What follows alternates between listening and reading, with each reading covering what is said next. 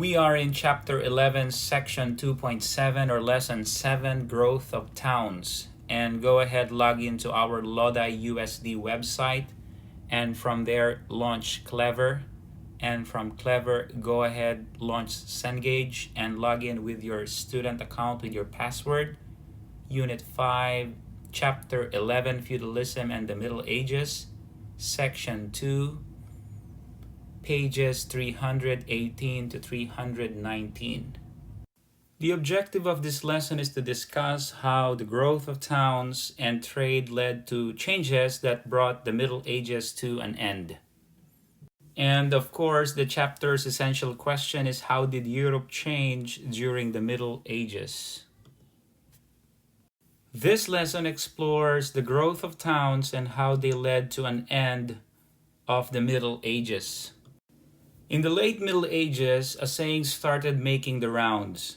Town air makes you free.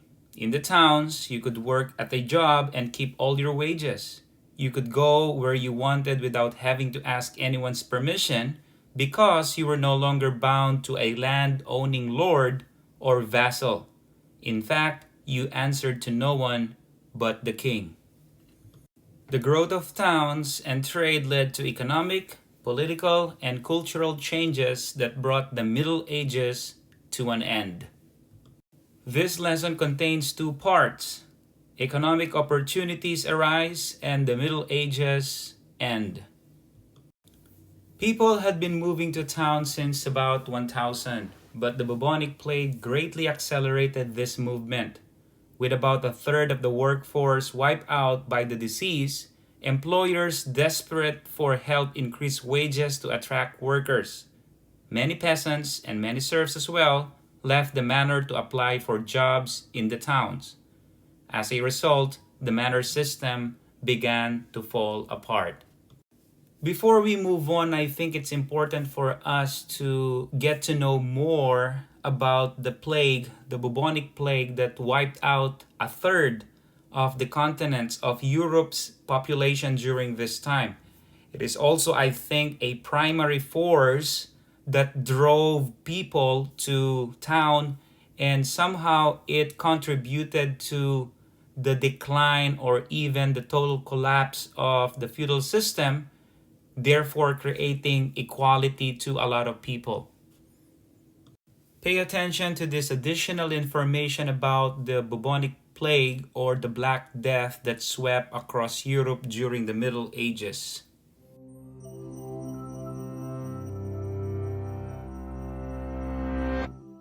Imagine if half the people in your neighborhood, your city, or even your whole country were wiped out. It might sound like something out of an apocalyptic horror film, but it actually happened in the 14th century during a disease outbreak known as the Black Death. Spreading from China through Asia, the Middle East, Africa, and Europe, the devastating epidemic destroyed as much as 1/5 of the world's population, killing nearly 50% of Europeans in just 4 years. One of the most fascinating and puzzling things about the Black Death is that the illness itself was not a new phenomenon, but one that has affected humans for centuries. DNA analysis of bone and tooth samples from this period, as well as an earlier epidemic known as the Plague of Justinian in 541 CE, has revealed that both were caused by Yersinia pestis, the same bacterium that causes bubonic plague today. What this means is that the same disease caused by the same pathogen can behave and spread very differently throughout history. Even before the use of antibiotics, the deadliest outbreaks in modern times, such as the ones that occurred in early 20th century India, killed no more than 3% of the population. Modern instances of plague also tend to remain localized or travel slowly, as they are spread by rodent fleas. But the medieval Black Death, which spread like wildfire, was most likely communicated directly from one person to another. And because genetic comparisons of ancient and modern strains of Yersinia pestis have not revealed any significantly functional genetic differences, the key to why the earlier outbreak was so much deadlier must lie not in the parasite, but the host. For about 300 years during the High Middle Ages, a warmer climate and agricultural improvements had led to explosive population growth throughout Europe. But with so many new mouths to feed, the end of this warm period spelled disaster. High fertility rates combined with reduced harvests meant the land could no longer support its population, while the abundant supply of labor kept wages low. As a result, most Europeans in the early 14th century experienced a steady decline in living standards, marked by famine, poverty, and poor health, leaving them vulnerable to infection. And indeed, the skeletal remains of Black Death victims found in London show telltale signs of malnutrition and prior illness. The destruction caused by the Black Death changed humanity in two important ways. On a societal level, the rapid loss of population led to important changes in Europe's economic conditions. With more food to go around, as well as more land and better pay for the surviving farmers and workers, people began to eat better and live longer, as studies of London cemeteries have shown. Higher living standards also brought an increase in social mobility, weakening feudalism, and eventually leading to political reforms. But the plague also had an important biological impact. The sudden death of so many of the most frail and vulnerable people left behind a population with a significantly different gene pool, including genes that may have helped survivors resist the disease. And because such mutations often confer immunities to multiple pathogens that work in similar ways, research to discover the genetic consequences of the Black Death has the potential to be hugely beneficial. Today, the threat of an epidemic on the scale of the Black Death has been largely eliminated thanks to antibiotics. But the bubonic plague continues to kill a few thousand people worldwide every year. And the recent emergence of a drug-resistant strain threatens the return of darker times. Learning more about the causes and effects of the Black Death is important, not just for understanding how our world has been shaped by the past. It may also help save us from a similar nightmare in the future.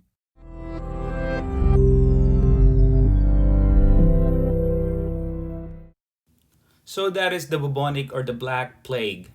After life on the manor, the bustling, exciting towns might have made a welcome change.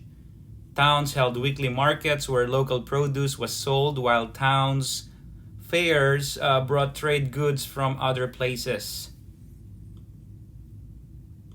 So from lord, peasant, or serf relationship in a manor system, in time a merchant class composed of traders and craftspeople arose. Wealthy town-dwelling merchants known as the burghers could be elected to sit on governing councils. Groups of craftspeople such as shoemakers or silversmiths joined together to form guilds, which held to protect and improve the working condition of their members. It is a lot like a union. Guilds in the Middle Ages were like trade unions for craftspeople, just like what I said. The name guild came from gilden, the fee that craftspeople paid the guild for protection.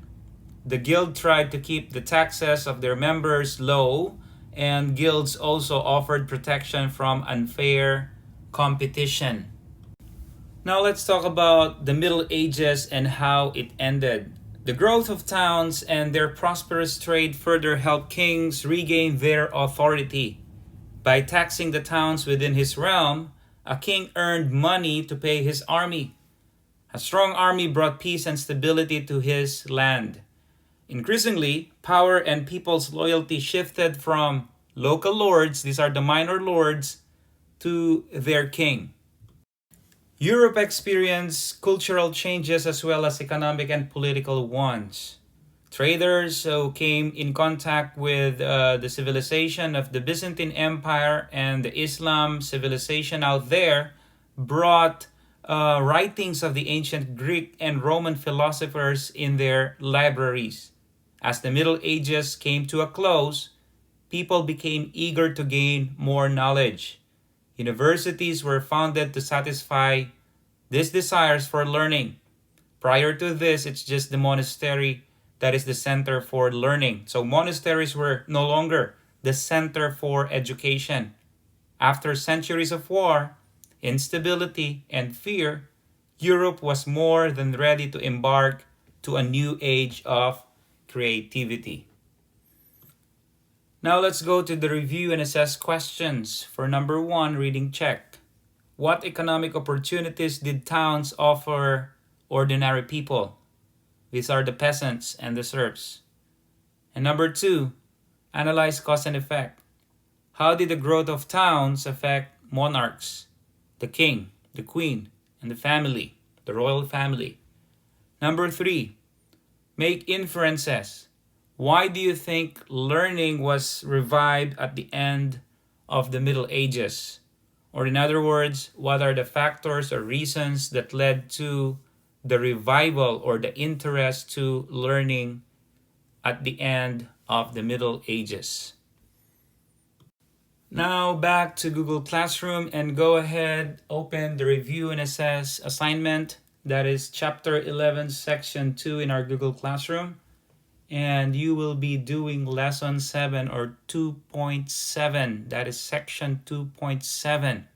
Go ahead, fill up all the basic information, last name, first name, class period, and date.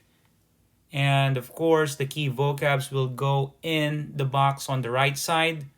And of course, don't forget to write the title of this lesson, which is so easy. And the questions and the answers in the right side of the slide, inside the box, answers to the review and assess questions.